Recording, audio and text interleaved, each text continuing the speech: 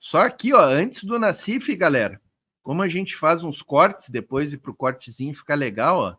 Antes do Nassif começar, chega deixando a curtida, diga no chat aqui, ó, de que cidade estão assistindo aí e deixem comentários aí, bastante comentário aí que a gente quer interagir com vocês aqui pelo chat, ó. Vamos soltar aqui o Nassif no ICL Notícias. Que a economia brasileira voltou a crescer. Nassif!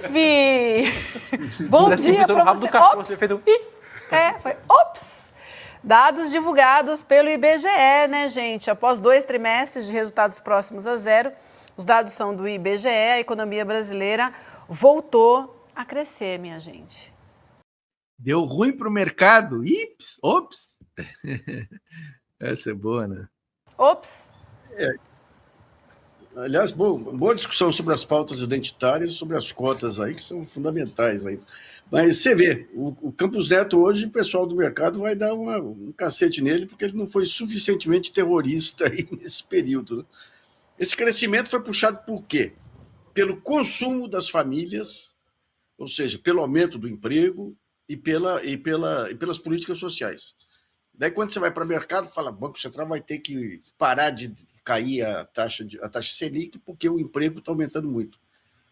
Então, o que está ocorrendo hoje aí, quando você pega a declaração do Amínio Fraga, os editoriais dos jornais, é um amplo terrorismo numa situação que você tem inflação sob controle, um crescimento ainda que modesto da economia, uma recuperação do emprego.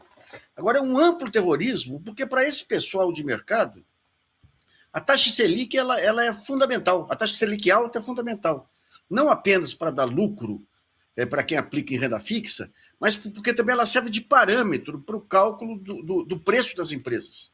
Como é que você calcula o preço de uma empresa? Você pega o resultado, a projeção de resultado ao longo aí de 5, 6 anos aí, e traz a valor presente pela taxa de juros.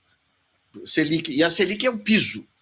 Então, quanto maior a Selic, menor é o valor da empresa. E o que o mercado financeiro quer, hoje em dia, já que a economia estagnou aí, estamos há 20 anos estagnado por conta desse modelo, onde que o mercado financeiro lucra? Ele lucra na renda fixa e lucra comprando empresas de dificuldade e vendendo depois que elas estão recuperadas. Né? Então, o que nós vamos ter agora, daqui até janeiro... E é interessante um ponto aí, eu tenho conversado com alguns operadores de mercado, todo mundo indignado com o Roberto Campos Neto. Por quê? Porque o papel do Banco Central é estabelecer uma certa lógica nas expectativas do mercado. Então o mercado acha, não, a situação está calma, tem uma redução de Selic de 0,5%, ele faz todos os seus cálculos em cima disso, os operadores. Quando vem o Campos Neto lá nos Estados Unidos, inverte a expectativa, por conta de um dia de agitação no mercado americano, que depois voltou ao normal, os operadores metem os pés pelas mãos, mas não falam nada. Por quê? Porque você tem uma articulação, um cartel de grandes operadores aí junto com o Campos Neto para segurar a taxa lá em cima. Outro dia eu publiquei um artigo mostrando que na Europa, em 2010, teve uma articulação dos grandes operadores para manipular LIBOR, que era a taxa básica da Inglaterra. Isso aí deu um inquérito e deu multas vultosas, multas de bilhões de dólares lá em cima do Deutsche Bank. Isso é um crime, é terrorismo mesmo contra o país. Ele falou certo, é terrorismo, cara. Tu tá destruindo. E tu viu o que ele falou que é muito interessante, que além de ganharem na renda fixa, né, também ganham quando as empresas estão falindo, comprando empresas em falência. Ou seja, quebrar o Brasil é interessante para esse pessoal. Para quem quer ganhar dinheiro, para esse tipo de investidor, que de investidor não tem nada, né? Isso é sanguessuga. Com certeza. A gente está para quebrar os países.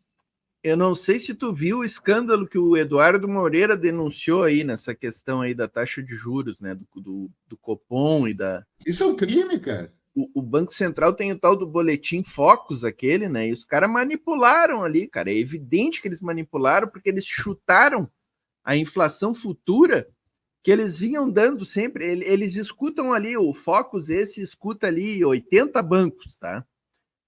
E eles fazem 3 perguntas: previsão de inflação em curto, médio e longo prazo, né? E a longo prazo vinha dando sempre 13 e pouco, 4 no máximo, tá? E no último boletim Focus, esse que saiu um dia antes deles fazerem a reunião do Copom, os caras chutaram 8%, Celso. Do nada. Do nada. Safados. O Eduardo Moreira captou isso aí e denunciou, e inclusive está pedindo explicações aí.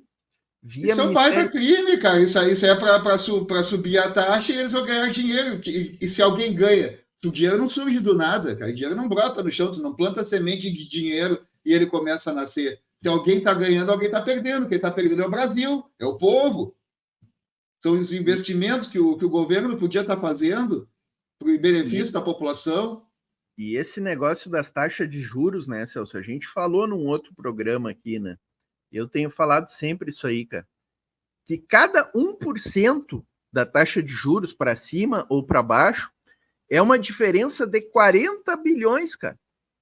Então, se a taxa de juros cai 1%, é 40 bilhões a menos para o serviço da dívida, ou seja, no cofre dos banqueiros, e 40 milhões a mais no cofre da União, no orçamento da União, para fazer estrada, para fazer educação, para fazer saúde, para construir moradia.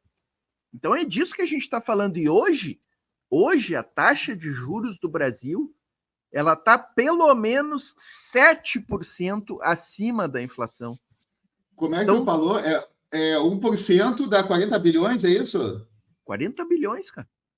Então, tu imagina essa taxa de juros caindo a 4%, 4,5%, que é a taxa da China. A taxa da China hoje é 4%, cara. Google diz... Tu baixa aqui, ó, Celso, só para fechar. Tu baixa 6% nessa taxa de juros, é 240 bilhões a mais. Dá para pagar 2 Bolsa Família, dá quase para pagar todo o serviço da Previdência Social num ano. Para dar dinheiro para esses especuladores sem vergonha, que é para botar dinheiro para fora do país, roubar dinheiro do Brasil para levar para fora. Esses que eles chamam de investidores. Cara, assim, ó, Celso, o plano safra da agricultura familiar foi 40 bilhões em 2023. Tu pode fazer 6 vezes mais. Já pensou? Já pensou isso aí? O Google diz que a pedalada da Dilma foi 34 bilhões. Dava para pagar a pedalada da Dilma. 1%. Com 1%. Né? 1%. É brincadeira, né? Olha, o Thiago... Brasil, né? Thiago Gomes chegou aqui conosco, disse que estava num curso, satisfação tê-lo presente aí. O Michel Ávila chegou botando bandeirinhas da Palestina no chat. Olha o que o Pinguim falou aqui, o que o Thiago Gomes falou do Pinguim, tu viu? Não. Você é tão bonitinho, só não te trago para morar aqui na roça comigo, porque meus mais de 20 gatos te comeriam. Essa é boa, né? Eu me divirto, né? Eu me divirto. Olha, o Pinguim tá por dentro aqui, ó, da denúncia do ICL, ó, e quero ver quem foram os canalhas. Porque o Eduardo Moreira e o ICL fizeram um documento para o Banco Central, para as autoridades, para que eles digam quais foram essas instituições que apontaram essa previsão de inflação em 8% no longo prazo. Então, isso aí vai... Quero saber quem foi que assinou, cara. Quero saber quem foi que assinou o papel lá do negócio lá que autorizou sair, cara. Alguém tem que ser responsável por isso, né, cara? Não, é assim, ó, o Eduardo Moreira está pedindo não só o nome dessas instituições, como também os negócios que essas instituições fizeram para comprar e vender títulos públicos. Bah, aí, hein? Porque aí desmascara. Porque se a instituição jogou 8% e comprou ou vendeu títulos públicos, é porque ela jogou para cima um bagulho que ela sabia que ia influenciar na taxa cambial e comprou ou vendeu títulos com aquela informação que ela mesma provocou. Que ela criou, né? Não é nem informação privilegiada, uma informação que ela mesma criou. Exatamente. Manipulação de mercado, se chama isso, né, cara? Totalmente, totalmente. Então o Nassif tem toda a razão aqui e ele está trazendo casos do exterior que renderam multas pesadas aí. Ah, pois é. Aí o judiciário no Brasil tem que ser mais forte, cara. Tem que fortalecer o judiciário, não ficar com esse papo. O STF está sendo muito mal com o monarca. Né? Pelo amor de Deus, né, cara? Vamos ver o que mais que o Nassif traz aqui, ó. Aqui se aceita normalmente. A única esperança que nós temos é a atuação do Ministério Público de Contas a partir da dica aí levantada pelo Eduardo Moreira, da catalisação, daquela projeção de inflação de 8% a partir de 2026. Ali os caras colocaram todas as impressões digitais. Todas as impressões digitais. Então, a esperança agora é que você tenha, fora do mercado financeiro, o Tribunal de Contas, esse Lucas Furtado, aí, que é o procurador de contas, é um funcionário público fantástico, não respeita nenhuma irregularidade em nenhum lugar. Enquadrou várias vezes o Bolsonaro, não, ele é petista, enquadra o Lula também, e agora essa investida sobre o mercado pode abrir a caixa preta do Banco Central. O pessoal falava em caixa preta do BNDES, nunca houve caixa preta do BNDES. O BNDES sempre teve, todas as operações estão no site dele, as condições, as operações em geral dão lucro. Banco Central independente, é isso, né? Essa independência que eles gostam. Inclusive, essa do BNDES aqui deu um prejuízo de 54 milhões para os cofres da União, que foi uma auditoria que teve que ser contratada para... A auditoria chegou à conclusão que não tinha absolutamente nada de errado no BNDES, nada, nem um centavo de errado. Tinha que fazer pagar essa auditoria quem pediu, né, cara? Os canalhas, né? Os canalhas dessa direita podre aí, que só quer ver o Brasil afundando. É isso? Esses canalhas que vão para os Estados Unidos bater continência para a bandeira dos Estados Unidos e pedir sanção para o Brasil. Esses canalhas. Uhum. Agora, no Banco Central... Ainda se diz patriota. Então, o principal... Patriota do quê, né? Patriota do... Ia dizer não, chega nesses grupos aí. É que o Fagnado estava dizendo, chega nesses grupos aí, sabe? De família, que não sei o quê. Tu chega lá, tu fala mal dos Estados Unidos, todo mundo... não, mas os Estados Unidos é uma democracia, né? Aí tu mete pau no governo do Brasil, fala mal do Lula, aí todo mundo apoia, né, cara? Todo mundo cai de pau junto, né? Que baita nacionalistas, né? Que gente, né? Aqui, ó, quem falava em caixa preta é o ladrão da caixa de joias, diz o Thiago Gomes. Filhotes da ditadura, como o Brizola chamava. Isso mesmo. Os netinhos da ditadura, né? Já não são mais nem da ditadura, isso aí já é os filhotes do neoliberalismo, né, cara? Então, os netinhos da ditadura, filhotes do neoliberalismo, né? É isso aí. O neoliberalismo no Brasil é filhote da ditadura, né? O principal instrumento para cálculo de expectativas que a pesquisa Focus, são 150 instituições que jogam lá as suas expectativas em relação ao futuro, em relação a PIB, em relação ao comércio exterior, em relação a reservas cambiais, em relação à inflação. Agora, se deu 8% de expectativa de inflação em 2026, 2027, 2028, o que significa isso? Significa que o Banco Central deu maior peso para um grupo específico de instituições, ou seja, foi manipulação do Banco Central, ou foi um grupo de instituições que se organizou para isso, daí foi cartel. Tem tudo crime junto. De qualquer jeito. É óbvio que é cartel, se fosse um país sério, você teria.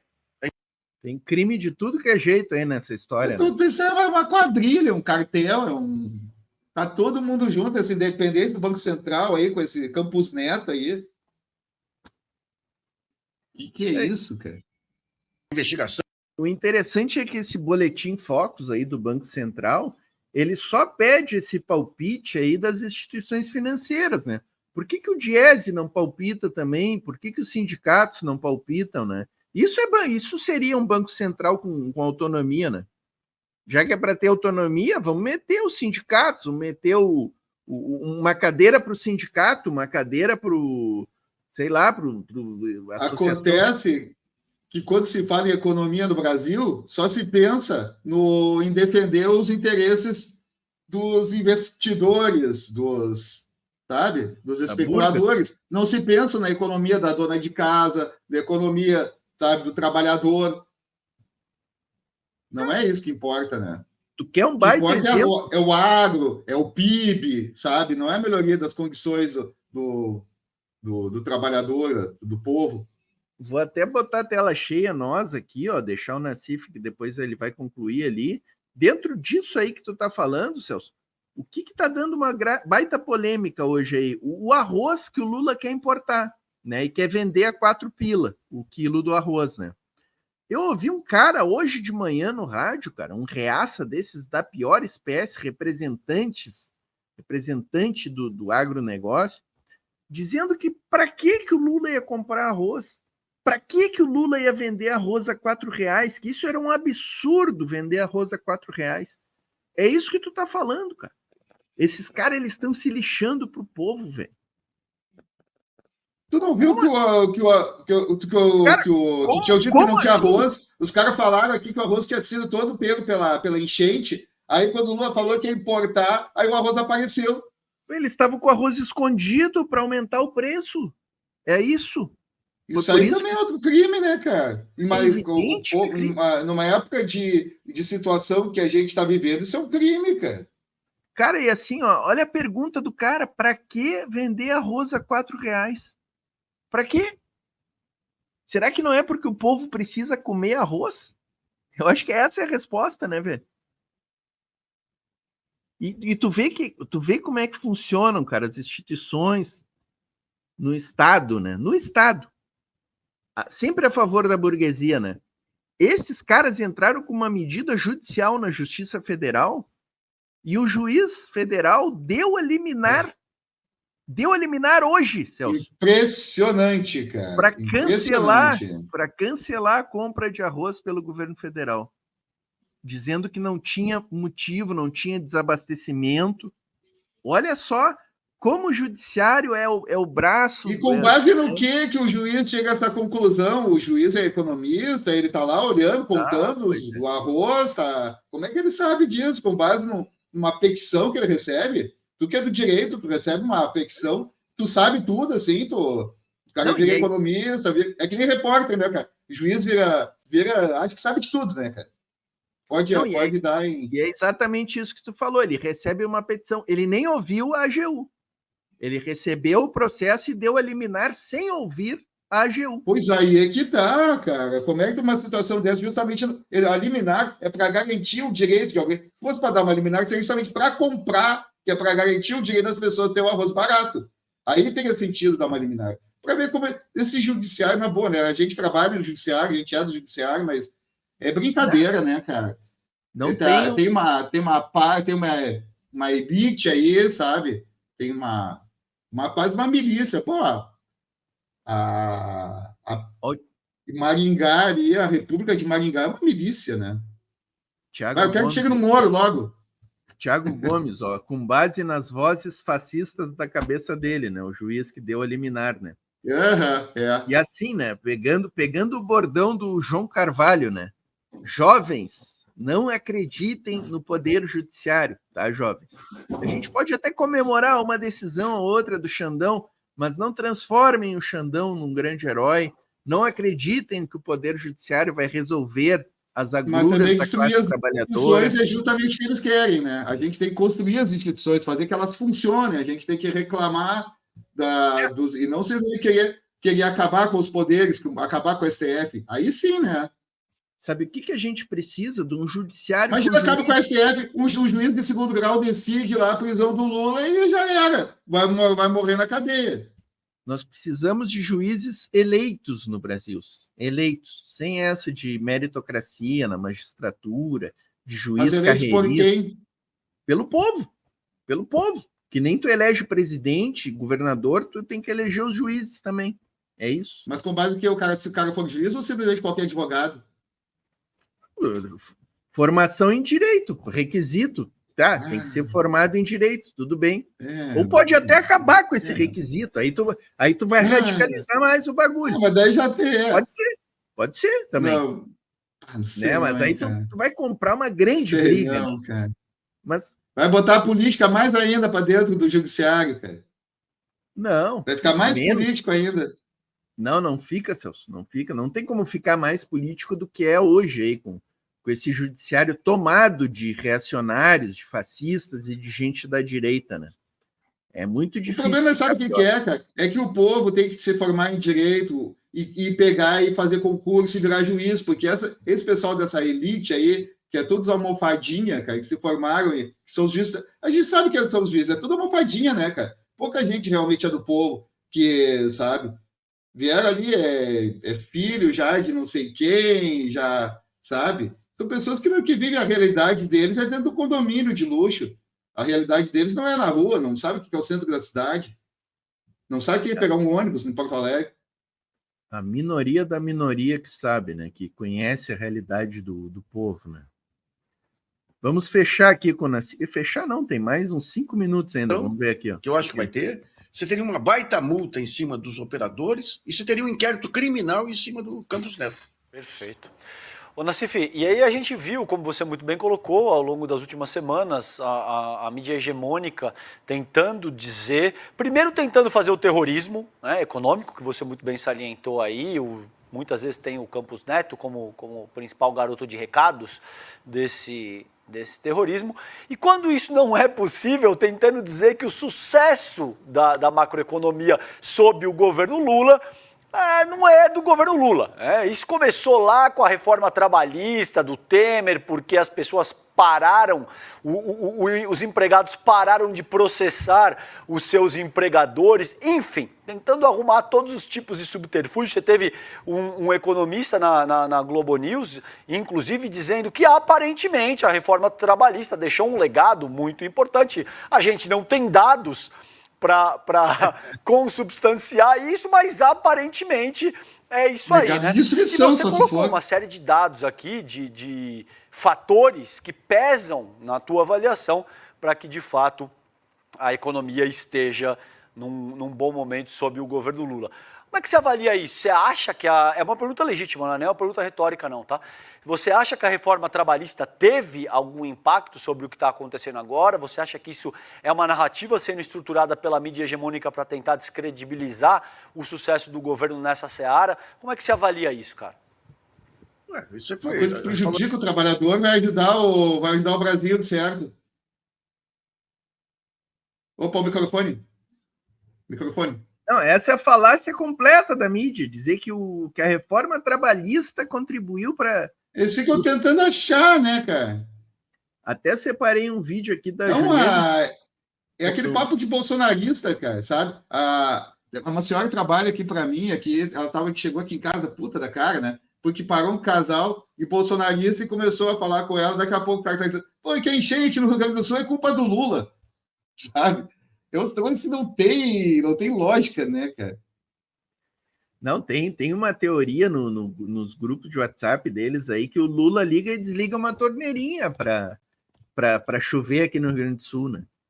Tem até um vídeo de um cara na rua, num dia de cerração de manhã cedo, assim, dizendo, olha aí, ó, olha o que o Lula fez, manda um sol para nós, já que tu pode tudo, Lula, manda um sol para nós. Eu não sei se era gozação, o que era aquilo, cara.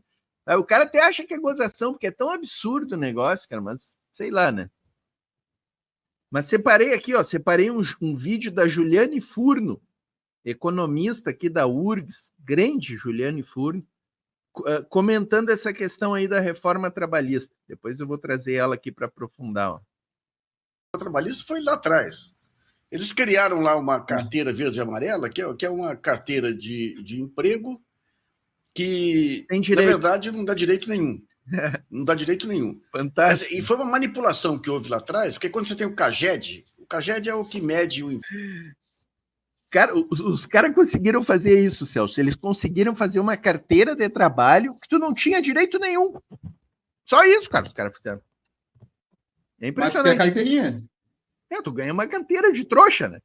É carteira do trouxa. Tu não tem direito a nada. Tu não tem férias, tu não tem adicional noturno, tu não tem hora extra, tu não tem nem salário mínimo, tu tem, cara, sabe? Mas só falta chegar na idade, da carteirinha para pagar ela, que nem cartão de banco.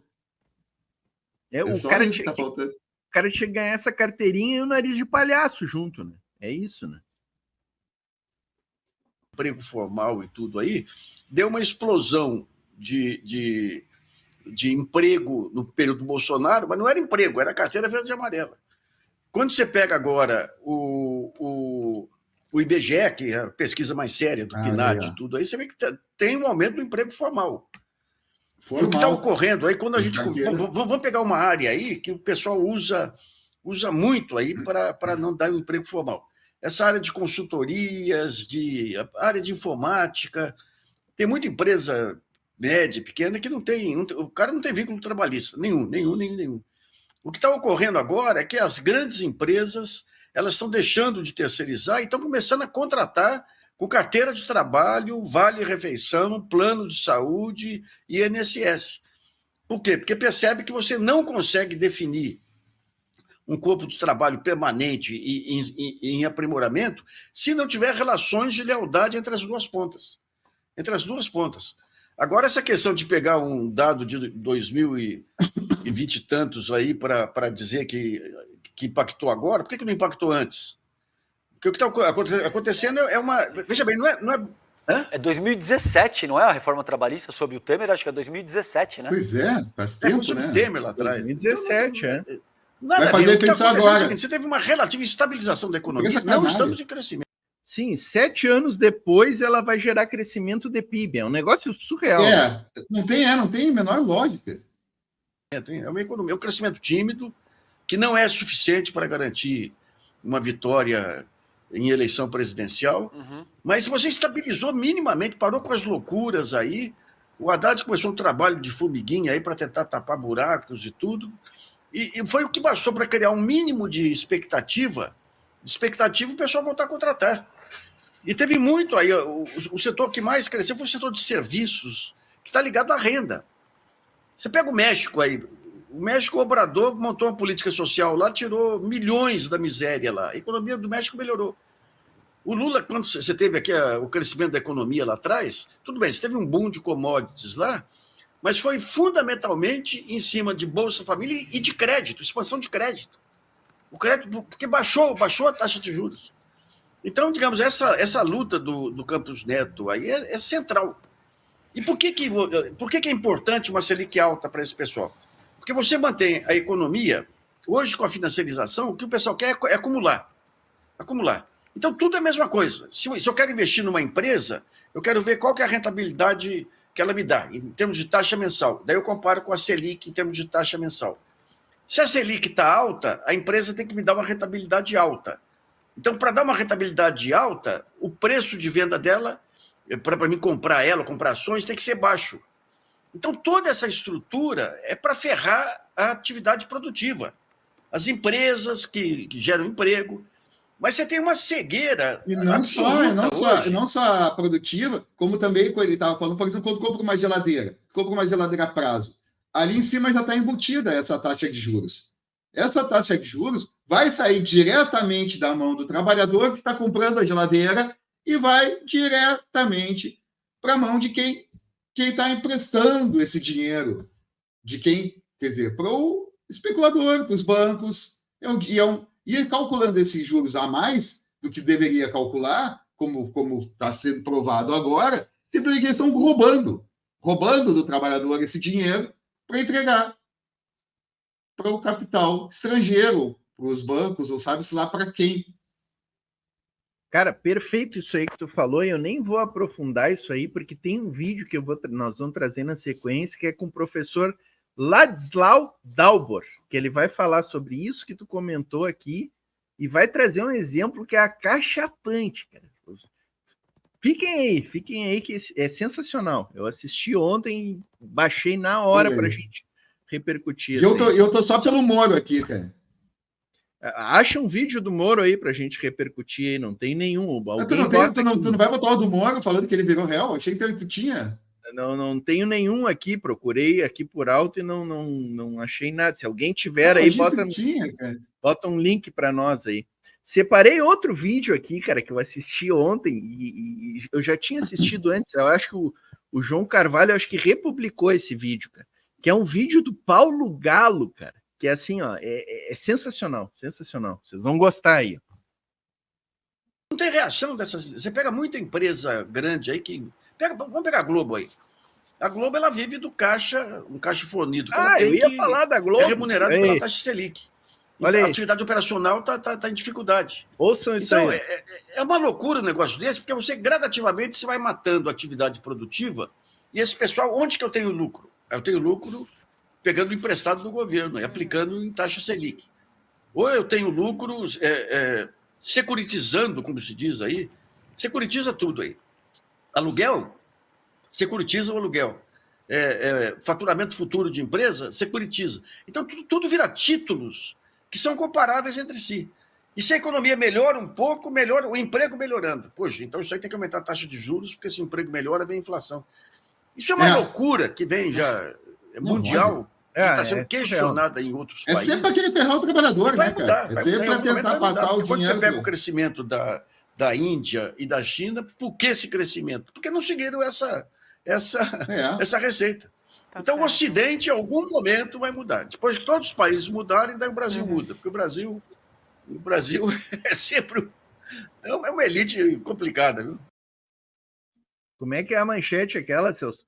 Se a economia melhorar muito, a inflação sobe, é isso? É surreal, né? Se o PIB continuar subindo... O perigo do PIB continuar subindo é que a inflação vai voltar. É demais, né? É isso aí, ó, que o Nassif falou, né? É muito perigoso ter muito emprego e com salário alto porque a inflação sobe. Cara, é assim... O cara que fala isso tem que ser muito cara de pau, né, cara? Tem que ser um serviçal da burguesia, muito cara de pau, Gimo Cupim na cara dele, né? Gimo Cupim, cara. Deixa eu dar um alô aqui para a galera, ó, quem chegou. O cara não precisa entender de economia para saber que isso é uma mentira, né? Ele tem que ser muito bem pago para falar uma canalice dessas, né? Olha quem chegou aqui, Celso, o Luciano, o russo Luciano aqui, ó. Diz que estava passando umas férias aí na casa da bisavó dele no interior e não tinha net. Estava na Rússia. Foi para a Rússia. Foi para a Sibéria, o Luciano. Foi passar umas férias na casa. Você estava aprendendo russo? Em Yakutsk. Onde é que tu estava, Luciano? Tu foi para Yakutsk, na Rússia? Ai. Preparei aqui, ó, vamos seguir nessa toada aqui da reforma trabalhista aqui. Esse vídeo é mais curtinho aqui. Juliane Furno explicando aqui o absurdo que é essa história de dizer que a reforma trabalhista tem algum efeito, né, nessa questão do PIB, do desemprego aí. Cara de pau mesmo, tem outra explicação. A Juliane Furno aí, não sei se vocês conhecem, acho que todo mundo deve conhecer, né? É gaúcha aqui, colorada, mais importante de tudo, né? Doutora em economia política aí aqui da URGS, né? Grande camarada Juliane Furno aí. Acho que a gente tem que ter muito cuidado com essas ilações.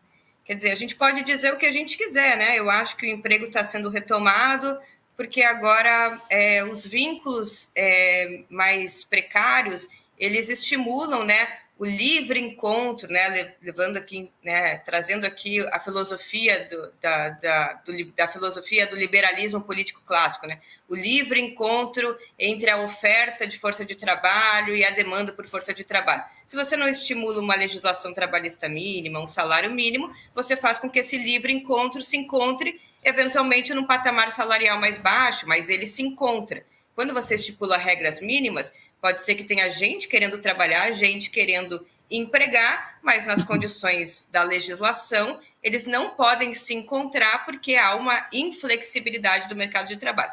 Você pode dizer várias coisas, você pode dizer que é porque agora foi facilitado esse livre encontro, você pode dizer que é porque juridicamente há mais segurança jurídica para o empregador, mas o que a gente tem de dados até hoje, que eu acho que isso importa, né, o que tem de pesquisa, e uma pesquisa que a OIT fez, levando em consideração 89 países que recentemente realizaram reformas trabalhistas, seja mais flexibilizante das relações laborais ou até mesmo mais protetivas, a conclusão é que não existe correlação estatística significativa entre flexibilizar ou proteger mais o empregado e gerar postos de trabalho. Então, a determinação do emprego se chama ou está localizada na atividade econômica. Então, você pode reduzir muito a proteção trabalhista e, mesmo assim, não vai ter pessoas querendo contratar trabalhador. Isso aconteceu um pouco na pandemia. Por que aconteceu na pandemia? Inclusive, né, o trabalho estava barato, o custo do capital estava barato, que a taxa de juros estava lá em 2%, menor que a inflação, e mesmo assim não tinha investimento. Porque o empresário, ele seguia pela expectativa que ele tem de que aquilo que ele produz vai ser vendido no mercado. Então, ele só vai contratar gente se a economia tiver aquecida, se tiver aumento do consumo, se tiver aumento da renda. É isso que explica que, por exemplo, em 1998, com aquela legislação trabalhista pré-reforma, a gente tivesse uma taxa de desemprego, né, bastante elevada, quase chegando aos 2 dígitos, e depois, em 2014, com a mesma legislação trabalhista, a gente tenha chegado à situação mais próxima de pleno emprego da série histórica brasileira. Não... É bom ouvir quem conhece, né, cara? E assim, né? É bom ouvir quem se baseia em dados científicos, né, cara? Essa tal de OIT, ela está se baseando só em estudo da OIT, né? Tu quer coisa mais abalizada, mais legítima para te fazer um raciocínio do que tu trazer dados em relação à legislação do trabalho, a questão das relações do trabalho. Não tem coisa melhor do que tu utilizar estudos da OIT, que é a Organização Internacional do Trabalho. Tá, pessoal? E não é nem comunista essa organização, tá? Não tem nada a ver com organizações comunistas, tá? Então, assim, OIT, IBGE, né? Como é bom ouvir quem se baseia em dados, né, cara? Porque, assim, quem está falando isso aí, cara, que a reforma trabalhista que influenciou no PIB, na redução do desemprego, é o achômetro do achômetro, é fonte água mineral Sarandi ou fonte Docu com pauzinho, sabe? Essa é as fontes dessa galera, é Docu com pauzinho, né? Tirou Docu com pauzinho. E não dá, né, cara? Não dá. Vamos ouvir ciência, ó. Juliane Furno com ciência, sabe? Com conhecimento, com dados históricos. É bonito ouvir isso aqui, ó. Não é a legislação trabalhista, é a atividade econômica. E agora, com a mesma legislação, pós-reforma trabalhista, em 2021, 2022, ainda um desemprego beirando aos 2 dígitos, e agora um desemprego que está chegando também, né, próximo ali à taxa de 7%, 6%.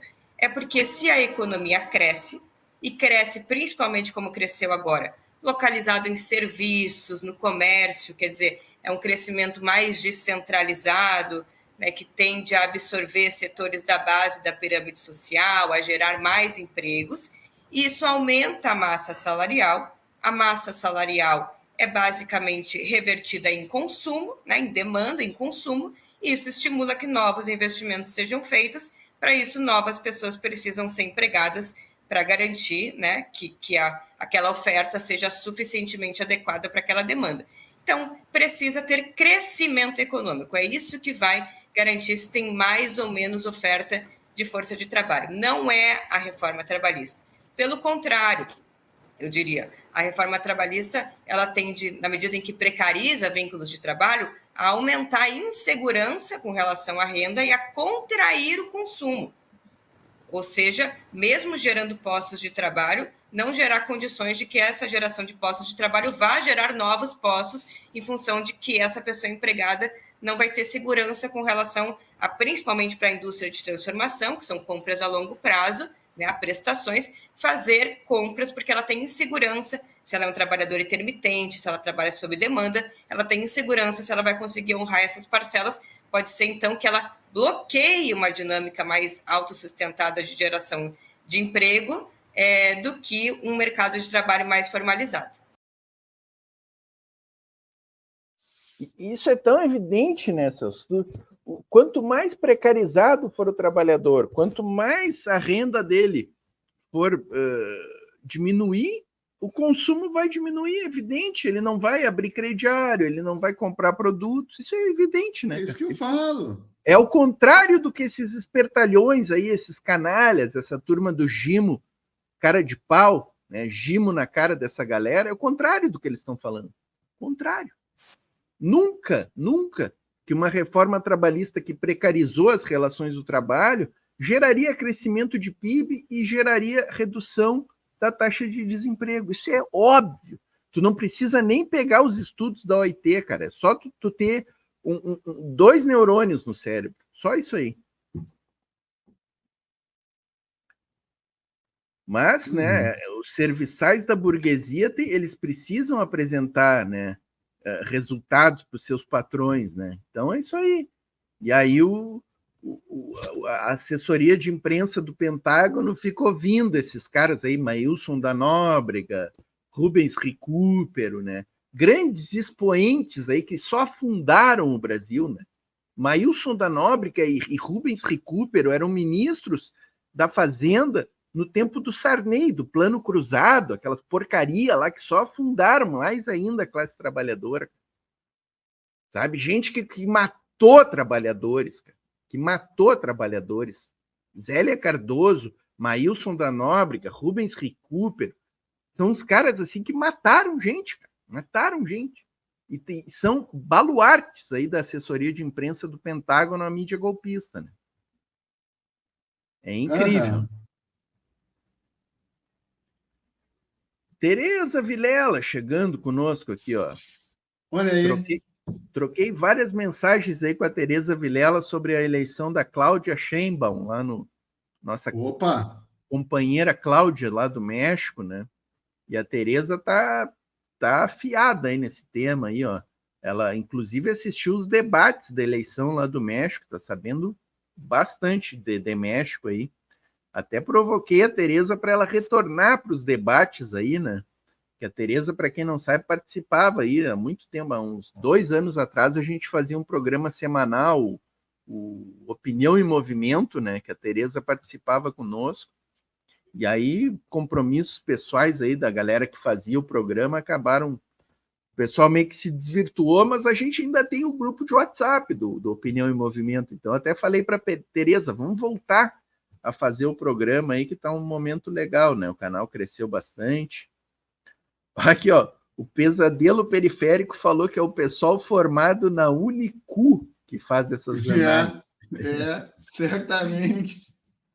A Regina Alves dizendo que adora Ju Furno e que hoje só tem craques nos vídeos, né? O Luciano, nosso Luciano Russo aqui, contando das suas férias, né, pelo interior aí na casa da bisavó. O Pinguim aqui falando dos liberais, né?